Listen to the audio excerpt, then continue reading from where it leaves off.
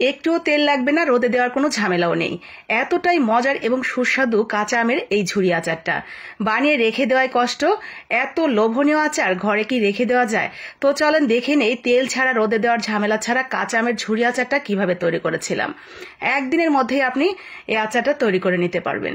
তো প্রথমে যতটুকু আচার তৈরি করতে চান সেই অনুসারে কাঁচা আম নিয়ে নেবেন। খোসাটা ছাড়িয়ে খুব ভালো করে পরিষ্কার পরিচ্ছন্ন করে নিয়ে আমি আমগুলোকে একটা গ্রেটারের সাহায্যে গ্রেট করে নেব। তবে কেউ চাইলে কিন্তু বটি দিয়েও ঝুরি ঝুরি করে নেওয়া যাবে, সেই ক্ষেত্রে একটু সময় বেশি লাগবে, এটাই আর কি। তো গ্রেটারের যে বড় সাইডটা থাকে সেই সাইডটা দিয়ে আমি আমটাকে লম্বালম্বি করে হাতের মধ্যে ধরে একেবারে জোরে জোরে চাপ দিয়ে ঠিক এইভাবে বের করে নিচ্ছি। অনেকটা বড় বড় লম্বাটে হবে, দেখতে অনেকটা সুন্দর লাগবে।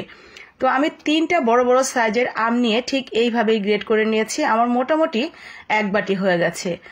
এখন এই কাঁচা আমের ঝুড়িটাকে আমরা পানি দিয়ে কিছুক্ষণ ডুবিয়ে রাখবো 15-20 মিনিটের জন্য। 15-20 মিনিট পানিতে ভিজিয়ে রাখার ফলে আমের টক ভাবটা অনেকাংশেই চলে যাবে। তো 15-20 মিনিট ভিজিয়ে রেখে আমরা পানিটা ফেলে দিয়ে তারপরে আবার পানি দিয়ে ভালো করে ধুয়ে আমরা এটাকে নিয়ে যাব চুলায়। চুলার মধ্যে দিয়ে জাস্ট 10 সেকেন্ডের বেশি কোনোভাবে আমরা চুলার উপরে রাখবো না।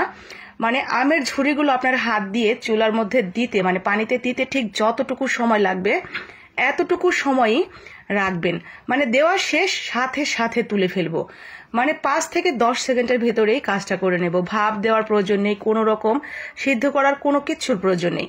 জাস্ট গরম পানিতে দেব আর সাথে সাথে একটা স্ট্রেনার দিয়ে তুলে নেব। আমাদের প্রয়োজন এই ঝুড়িগুলো একটু গরম করে নেওয়ার। তো গরম গরম এই ঝুড়িটা আমরা তুলে নেব অন্য একটা বাটিতে। এই গরম ঝুড়িটার উপরে আমি দিয়ে দিয়েছি 1/2 কাপ চিনি।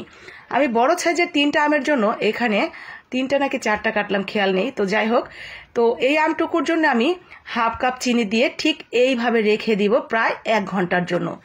1 ঘন্টা কম পক্ষে, বেশি হলে কোনো প্রবলেম নেই। আপনার হাতে যদি কাজ থাকে সেই ক্ষেত্রে 2 ঘন্টা 3 ঘন্টা রেখে দিলেও কোনো প্রবলেম নেই।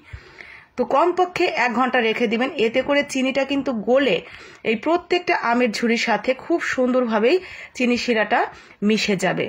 তারপরে আমরা চিনি শিরাটা যখন একদম গলে গেছে, ভালোভাবে মিশে গেছে, আমরা মশলা তৈরি করে নিব।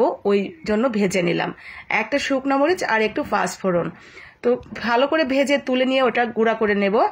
এখন সেই ঝুড়িটা চিনি মেশানো দিয়ে দিলাম প্যানের মধ্যে। সম্পূর্ণ চিনির পানিটা সহই কিন্তু আমি এখানে দিয়ে দিয়েছি। তো দিয়ে আমরা এখন আস্তে আস্তে মশলাগুলো অ্যাড করে দিব। ভাজা জিরার গুঁড়া দিয়ে দিলাম, সামান্য একটু হলুদের গুঁড়া দিয়ে দিলাম, একটু সামান্য মরিচের গুঁড়া দিয়ে দিলাম। মরিচের গুঁড়া খুব বেশি দেওয়া যাবে না, যেহেতু এই আচারটা একটু বেশি মিষ্টি হয়। তো মরিচের গুঁড়া খুবই সামান্য, হালকা একটু ঝাল ঝাল লাগবে আর মিষ্টির ভাবটা একটু বেশি থাকবে। তারপরে আমরা হালকা হাতে নাড়াচাড়া করে নেব।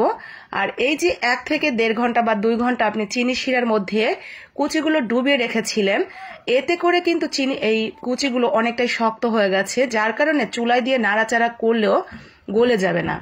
কোনো প্রকার ভয় নেই, একটা কুচিও গলবে না। তো একটু গরম মশলা দিয়ে দিলাম, একটা এলাচ আর একটু দারচিনি। এখন এখানে দিয়ে দিব স্বাদ মতো লবণ, তার সাথে একটু বিট লবণ। মোটামুটি আমাদের মশলা কিন্তু এতটুকু দিলেই হয়ে যাবে। এখন যে মশলাটা আমি বানালাম প্রথমে, সেই মশলাটা গুঁড়া করে নামানোর আগে দিয়ে নিলেই কিন্তু রেডি বলতে একেবারে পানিটা শুকিয়ে ফেলতে হবে।